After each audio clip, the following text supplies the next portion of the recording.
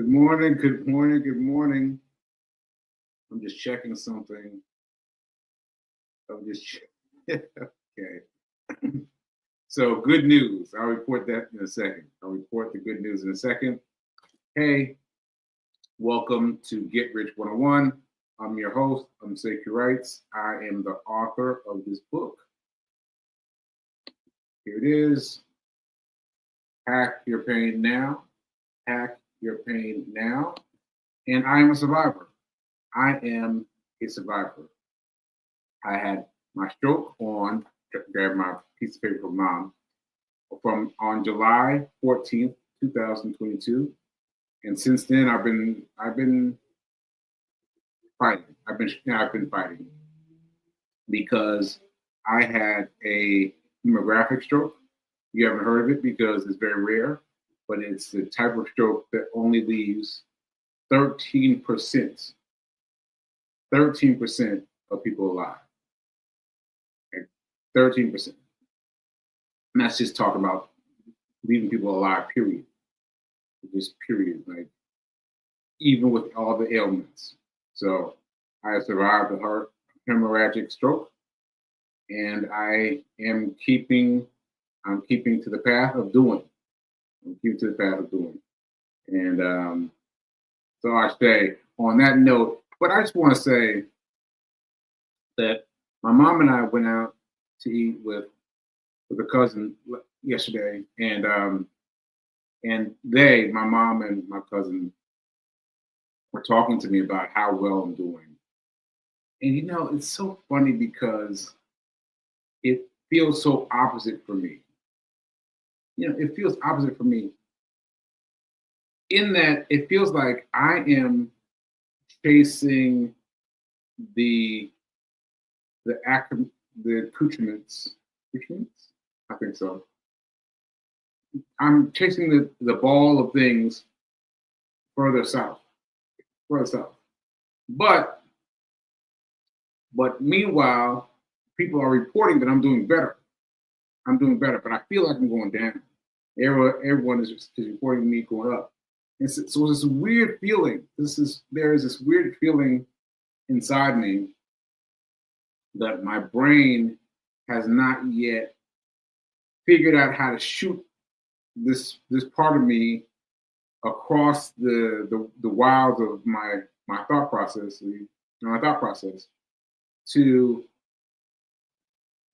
that can grab onto that piece of mind that can say, yes, I'm doing this. So it's very hard for me to explain to you, but this is my best effort. That I am doing things, but my brain, my part of the brain that reports whether I'm doing good or bad, is not functioning yet. That part of my brain is not functioning yet. So I just have to believe. I just have to hope. I have to dream. I have to fight for all the things that are happening for me, and I have to just believe that I am doing the right thing. I'm doing the right thing. So anyway, that said, I just want to mention I spoke at my mom's church today. On Sunday, and this was how this came up. So so what had happened was I gave a speech to the unhoused gentleman. Unhoused gentleman is called The Room at the Inn, and they take 10 of the men to my church, to my mom's church, on Mondays, and they let them be there for a night, right? I've done this before. I've been and I forget what they call it, but I've been an aide for the overnight visit. What happened during that time was my very first time. I'd never done anything with the unhoused population before. It changed my life. But there was this one man there this one man who had survived a tornado. Now, I had survived a tornado, but there was, I just saw it kind of antithetically. I think that's the word. I think that's the word. But I just saw it, kind of nice. The sky turned green. I remember that. The sky turned green. So I went with that in mind. Well, the sky turned green. That was my experience of the tornado. But this man, he tried to fight the tornado at ground zero in a tent. And I was like, a tent? Ground zero? Like, I just couldn't compute. He told me about the noises that a hurricane makes, because apparently if you're down at ground zero, a hurricane makes a sound like a whistle, like a train coming. I was like, what? I never even heard of this. So anyway, he was grabbed by the hurricane and flipped around, and he had a really bad night. He had a really bad night. And he survived it and came to First Baptist Church, Capitol Hill. And he was talking to me about this. Me specifically. Like, not anybody else, me specifically, because I was up. I was up and I was wired about what I was doing, if I was doing everything right for the men. And he was up because he couldn't fathom how he could pray for death. He mentioned that. He prayed for death and have come through to the other side. And so he was talking to me. He was talking to me. He's like, what do I do? Where do I go? And I didn't have any answers. I mean, I could fib right now and say, oh, I told him, but no, I didn't. I could not think of anything. It was just me and him awake in the room together, in the side room, and I just couldn't think of anything to do to satisfy him. But my life has been led by him since then, because hopefully he is no longer in the situation. Hopefully he's well rested, got a great apartment, got everything that he ever wanted.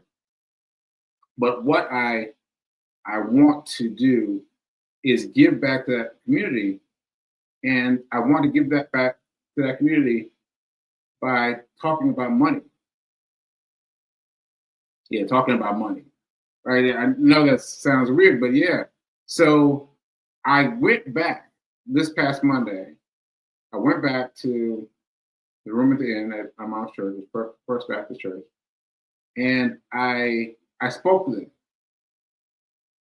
I spoke to that, and I said, brothers, if you have any questions about money, ask me. Now, pause, time out.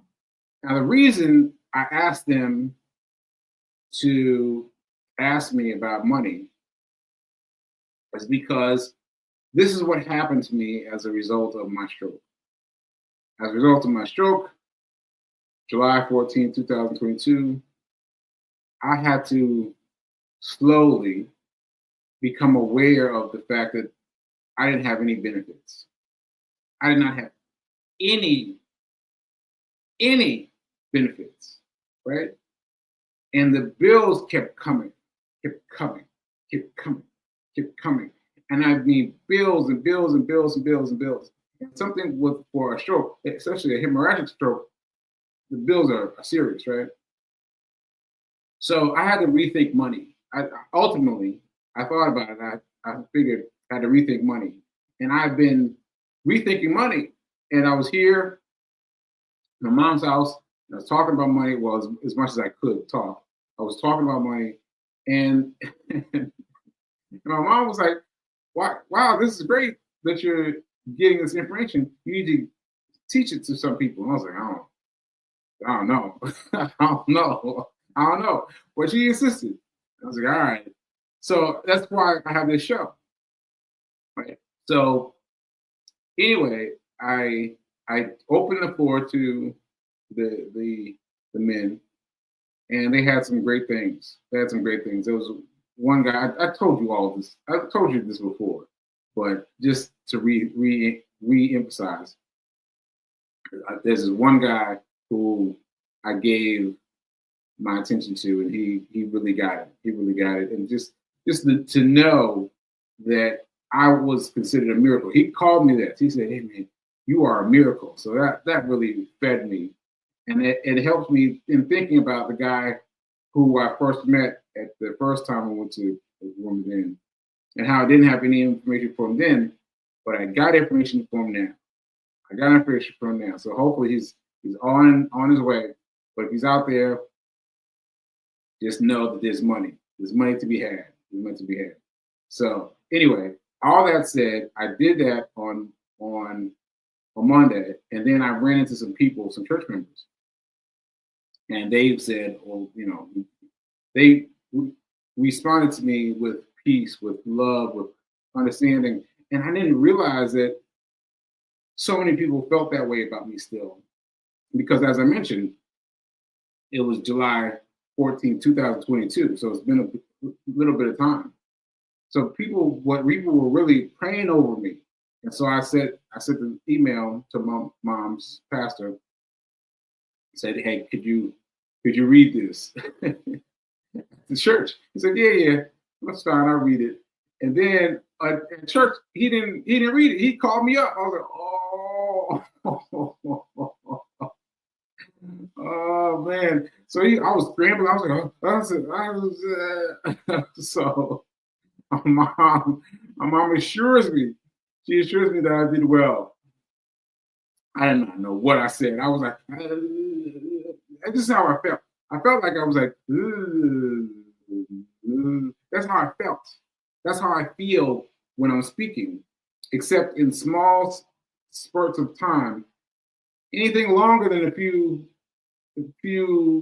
ebbs of time, I start feeling like I'm going, right? And I didn't know what to do.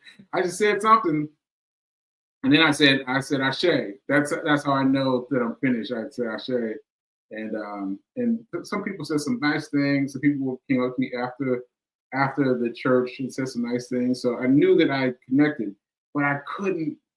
That part of my brain just doesn't connect. I just have to have faith. And this is what she said. My mom said this. And it was good that I didn't have my phone. Now, mind you, I had my phone, but I didn't have it out and have my notes because I was thinking that would have been my safe place. Mom was saying, no, it was good, it was heartfelt. I was like, oh, so I just have to trust. I just have to trust. And one day my brain will come into full circle. Right, and then I'll be able to encapsulate it. Oh, that reminds me of Bygraves, the portfolio that he put all my money into. Yeah, once again, I'll be able to put everything in my portfolio. Ashe.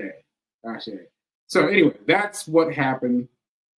That's what I was talking about with my mom and my cousin last night, and yeah, it was just interesting to talk about that difference. Okay, so now, what was I excited about when the show started? Well, when I started the show, 9:45, I realized that I've been dragging today. I know you can't tell from me now because I'm energized for doing the show. But before the show, I was like, I didn't want to do the show. I didn't go running yet. Right? And then I realized as I was rolling the intro, I was like, hey, I did not check my status, my trading status, my trading status, right? And so I was looking, and then I was like, that's what you saw me having that reaction. I was like, oh, what? So what happened was Monday, as you know, is my day. Well, I'm telling you now, but Monday is my day. So weekend hustle has been my thing. Weekend hustle, I buy some stocks at the end of the day on Friday, and then I'll sell them on Monday. But that has slowly converted itself to Monday period, right? So Monday, yesterday, yeah, I didn't sell one because it went low, and I have to sell it going high. went up, low, high, right? So it went low, and I was like, I'm gonna. Now, what I would typically do is just sell out, and just try again with another one. But Mel, Reverend Melissa, has been experimenting with automatic payments, and I was like, I haven't been doing that. So I scheduled it that if it ever reached my a little bit higher than where I bought it from, where I bought it for. See, that's a aphasia. It was right there, but anyway, I'm gonna try it again. So if the stock price comes up above where I bought it for, then it'll sell, right? And it sold today. My first automatic payment. So the automatic payment means that once you set it, you forget about it. Because I was sitting here being like, but my stock sold itself. And I was like, what? That's fantastic. That it sold. I was like, oh, that's really great. So, for those of you who want to be down with me in the conglomerate of trading, come on. Come on, because I got that idea from Mel. Mel learned about trading stocks from me, right? So it's one hand washes the other. One hand washes the other. Like, I wouldn't have had that idea if I hadn't been exposed to Mel trying it. And then because she tried it, I was like, well, I'll try it. And look at that. I made my money. Oh, that's bravo. Bravo, bravo. Let me say some hand clap or something. Oh, I forgot about this. I can't find the hand clap. Shoot. Oh, here's the fireworks. Here's the fireworks. Okay, quick and easy. All right, so that's that, and I want to shout out these stories recently. So recently, my computer, which I'm on now, thank you to Amazon for delivering the power cord quickly.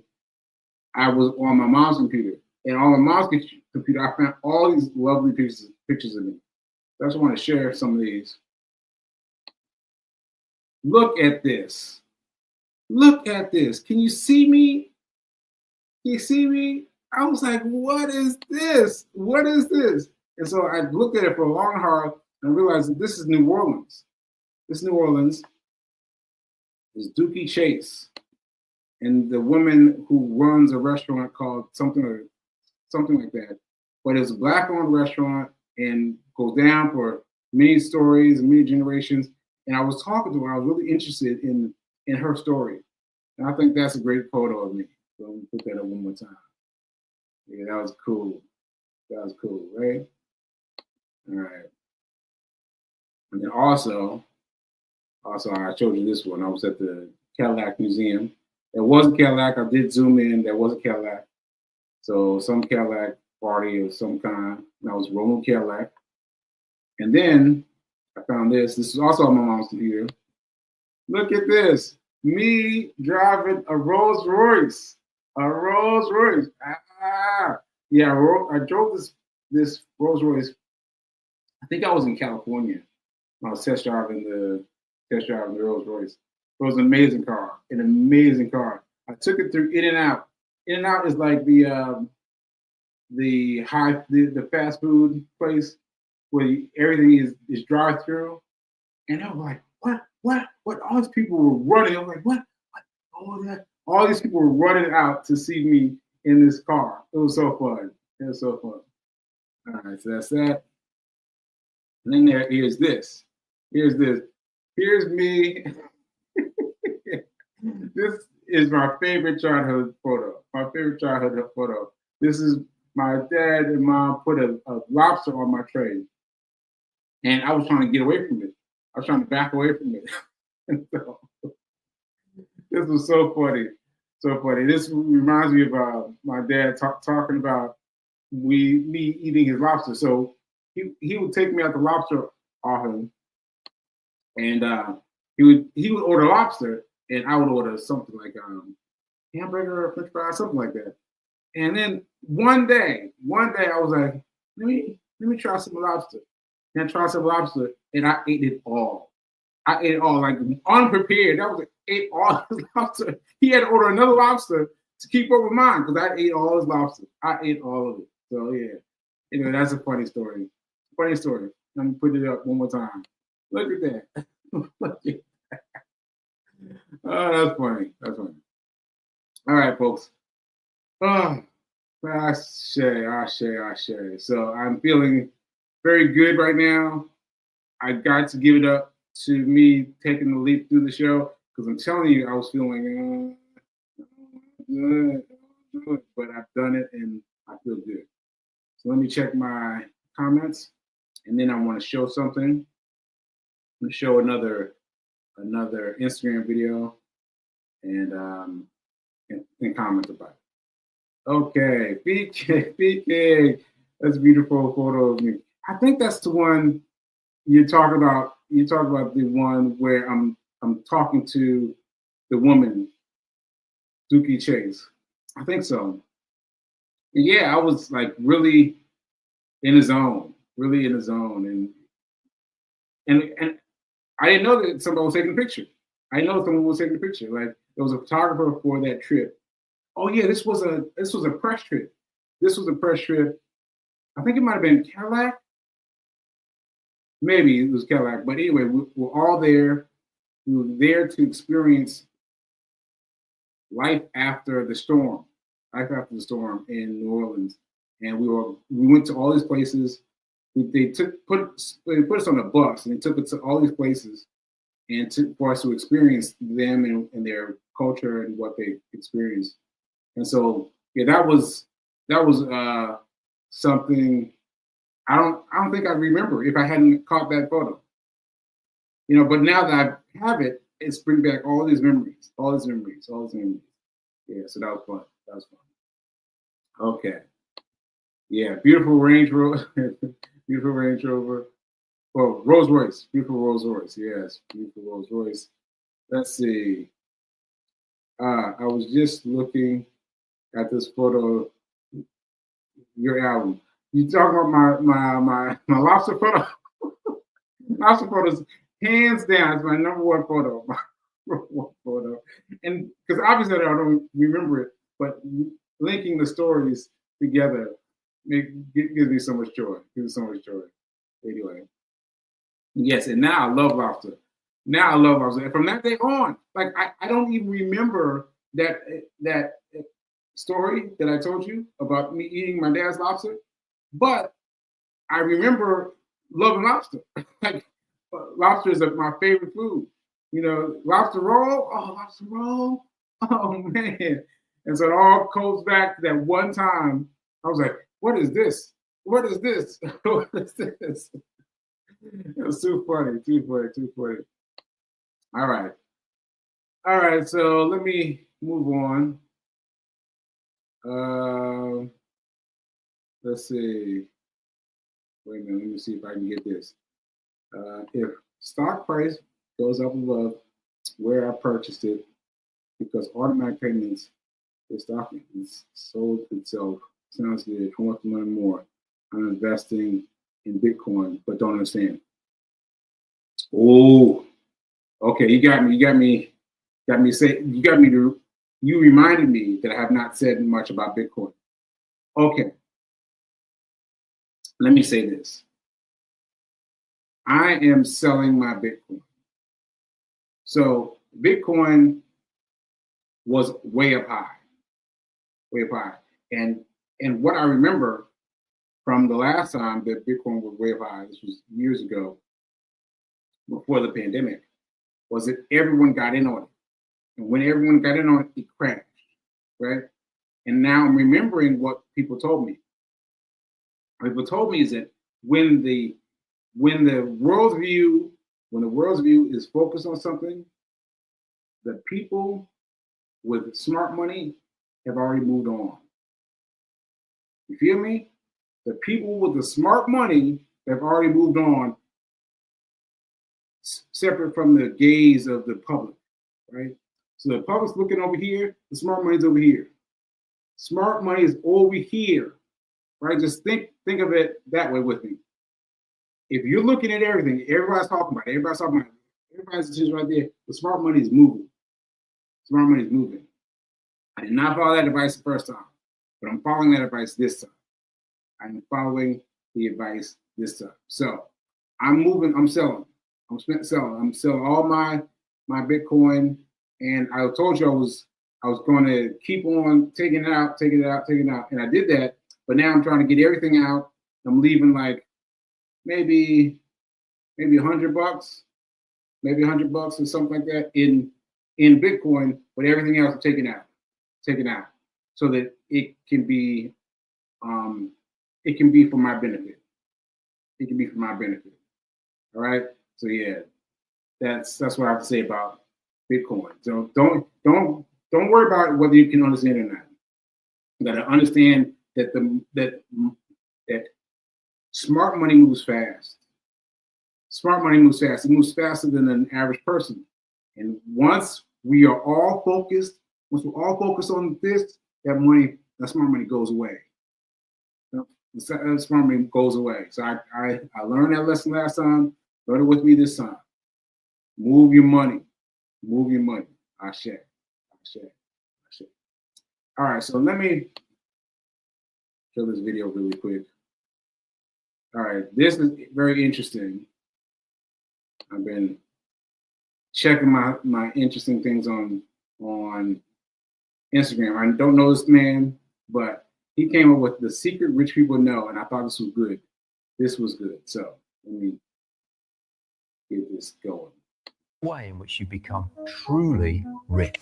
Rich people have a secret. Normal people, they work, they grind, they have a job, maybe a second job, driving an Uber, maybe a third job, delivering food. They sell their life and money. Wealthy people don't do that. 40 years ago, I started working in a factory, and I went up the ranks, and I ended up as managing director of a multi-billion pound company. And I was well rewarded for that. Well, I thought I was. I earned $400,000 a year. But the last thing I was involved in was selling that company to another company for 18.6, wait for it, billion. Now, I was an employee. I was not an owner. So the way in which rich people get really rich, they have ownership.